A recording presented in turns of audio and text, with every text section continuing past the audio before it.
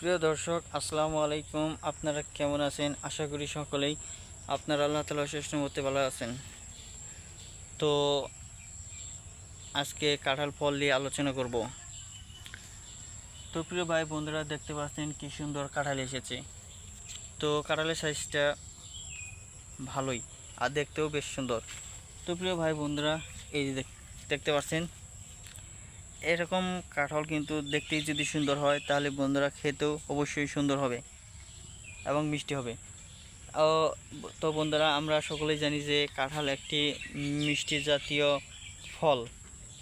তো এবং কি কাঁঠাল কিন্তু বাংলাদেশের জাতীয় ফল বলা হয়। তো কাঁঠাল খাওয়ার উপকারিতা কি, কেন কাঁঠাল খাবেন তো বলে দিচ্ছি। তবে বন্ধুরা, কাঁঠাল অতিরিক্ত খাওয়া উচিত নয়। তো আপনারা কাঁঠাল কম করে খাবেন। তো যদি যদি দেখেন দিনটা ঠান্ডা হয়েছে, সেই সময় আপনারা বেশি করে কাঁঠাল খেলে সমস্যা নেই। তাছাড়া বন্ধুরা, গরমের সময় আপনারা কাঁঠাল কম খাবেন।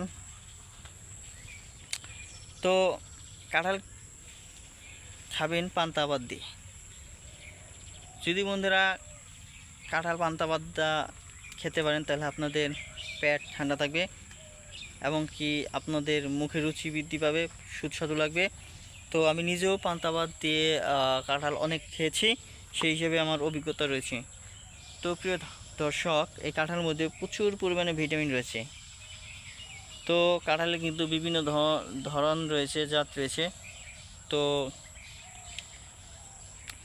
যার যেটা ইচ্ছা সে সেটা খাবেন, সমস্যা নেই। তো প্রিয় ভাই বন্ধুরা, অনেকে কাঁঠাল একেবারে খান না। তো তাদেরকে বলবো আপনারা অল্প হলেও কাঁঠাল প্রতিদিন খাবেন। প্রতিদিন না খেলেও বন্ধুরা মাঝে মধ্যে খান, অবশ্যই উপকারিতা পাবেন। ধন্যবাদ আপনাদেরকে।